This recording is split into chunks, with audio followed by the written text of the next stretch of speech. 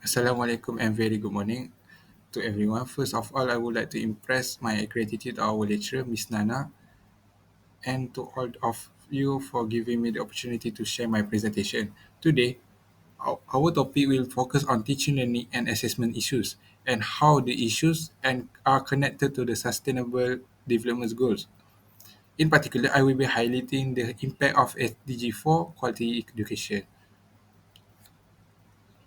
Before we start, I would like to introduce my teammate. First, we have Afan, the secondly is Afin Najmuddin, and thirdly is me, Ifan.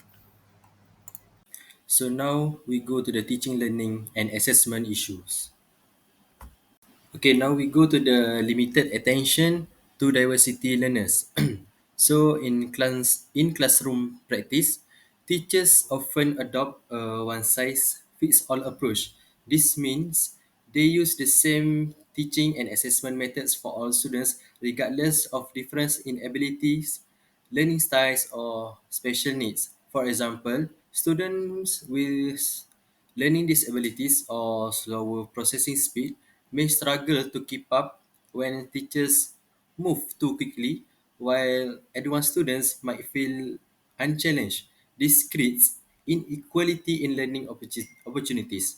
Research by Tomlinson in 2040 emphasized the importance of differentiated instruction. Differentiation means tailoring teaching methods, materials, and assessments to meet the varied needs of students. When teachers address diversity, they can improve equity, increase student engagement, and help learners reach their potential. But if they fail to do so, the results are quite negative. Students can lose interest, motivation drops, and achievement gaps become more wider. So these issues remind us that teaching should not be about treating every student the same, but about ensuring every student has an equal chance to succeed. So now let's move on the second issues, which is ineffective use of technology. Today, our technology is everywhere. Most teachers use slides, videos, or online platforms. However, the problem is that technology is often used only at the surface level. For example, a teacher might play a video or just show a PowerPoint slides, but if students are not actively engaged with the material, the technology is not serving as a real learning tool. It becomes more of a display or decoration only rather than an aid for deeper learning. And then according to the Mishra and Kohler's TPEC model from 2006, technology is effective only when it's combined with content knowledge and good pedagogy. In other words, teachers must think carefully about how technology supports learning goals, not just use it for the sake of looking modern. Poorly planned use of technology can actually reduce motivation and prevent optimal learning outcomes. For example, instead of just showing a video, a teacher could pause it to ask critical thinking questions or use digital tools that allow students to collaborate and create. This way, the technology become more meaningful and students are more likely to stay engaged and learn effectively. Okay, now we go to the third issues, which is our reliance on teacher-centered methods. In many classrooms, teachers still rely heavily on the chalk and talk approach, where they stand in front and deliver information while students passively listen. These methods focus more on content delivery than on student participation or engagement. While it may cover the syllabus, it limits opportunities for inquiry, problem solving, and collaboration among students. Research support this concern. Hetty 2009 and Frere 1970, 1970 highlight that student-centered and dialogic approach, where students are active participants, foster deeper understanding and critical thinking. On the other hand, on the other hand, when instruction is dominated by teachers, students often become passive note takers. They may struggle to apply knowledge, think critically, or work creatively in groups. For example, instead of only lecturing, teachers could incorporate group discussions, peer teaching, or project based learning or PBL. These strategies shift the classroom from teacher centered to the student centered, making learning more interactive and meaningful. In short, relying too much on teacher centered methods restricts learners' growth, while balancing with student centered practice promotes deeper learning. Alright, next we go to the teaching and learning issue in relation to the Sustainable Development Goals (SDG). Alright, before we go further, let me introduce you about introduction of SDG. So the SDGs are the set of 17 global goals introduced by the United Nations in 2015 to guide the country in creating sustainable world by 2030. So the main idea of the SDG is leave no one behind, which means making sure everyone is included and treated fairly. So this include group like women, children, people with disability, and the community that are often left out. So that all can share the benefit of the development. Let's take the three issue and do a critical evaluation of each one. Then link them to a relevant sustainable development goal. So first we got limited attention to learner diversity, effective use of technology, and over reliance on teacher-centered method. Alright, we go to the first issue. It is limited attention to learner diversity. So many classrooms still operate under one size fits all models, which overlook student variabilities, learning style, and needs. Will it be efficient for a teacher, but it fail to acknowledge to a principle of equity. So while 5C all teaching can be efficient for covering content quickly and managing large class, but the real challenge is not teacher unwillingness, but lack of training, research, and support. So if ignore, students with special need for lower abilities are left behind. So there is balloting for the SDG. Okay, we talk about the connection to SDGs. First, connection to the SDG 4 about quality education. So the target is focus on eliminating disparities in education and ensuring equal access for the vulnerable learner, such as learner with disabilities. So this differentiated and inclusive practice directly support this. So ignoring learner diversity goes directly against this. Inclusive pedagogy ensure no student is left behind. So this is supporting equity in education. So we go next to the second. It is SDG 10. Reduce inequalities. So promoting inclusive pedagogy reduce systematic inequities, ensuring all the learners.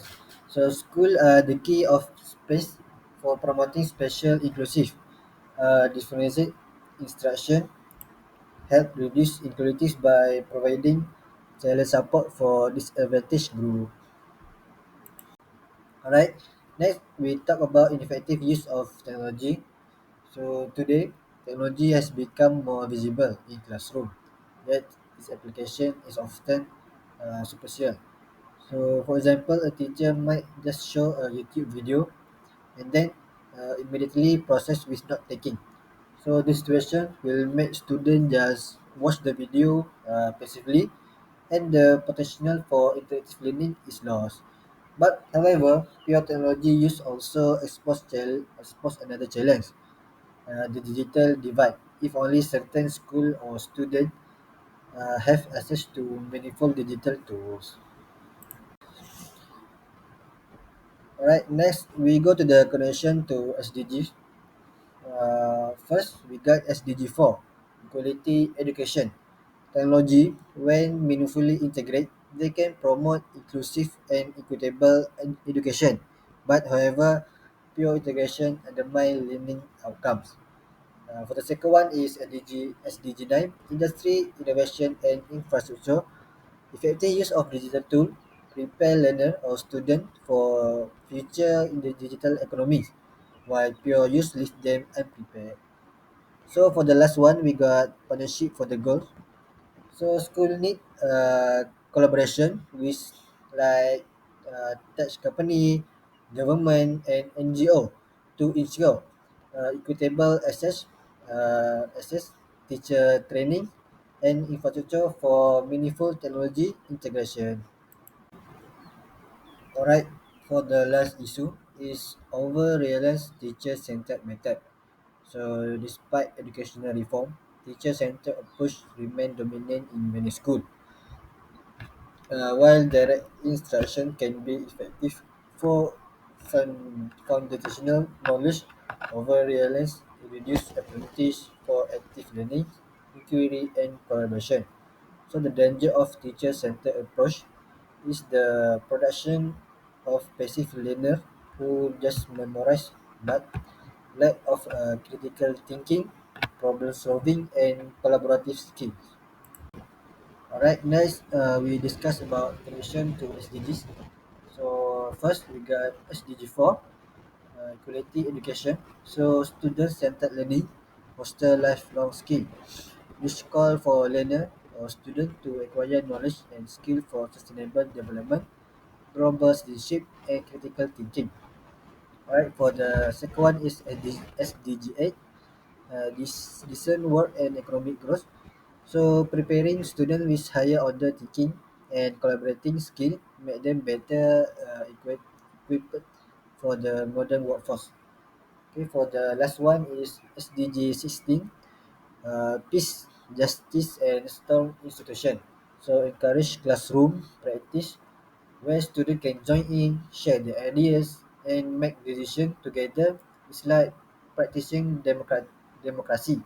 This helps create a classroom that is fair and welcoming for everyone, and it also support the bigger goal of building an inclusive and equal society. Thank you to Afan for the nice presentation just now. So we move to another part, which is impact on SDG 4. Now, I would like to explain the first issue is limited attention to linear diversity. As we know, every classroom is made up of students with different background, abilities, and learning styles. Some students may be quick to understand abstract concepts, while the others might require more support in the form of concrete example, visual arts, or step-by-step explanation.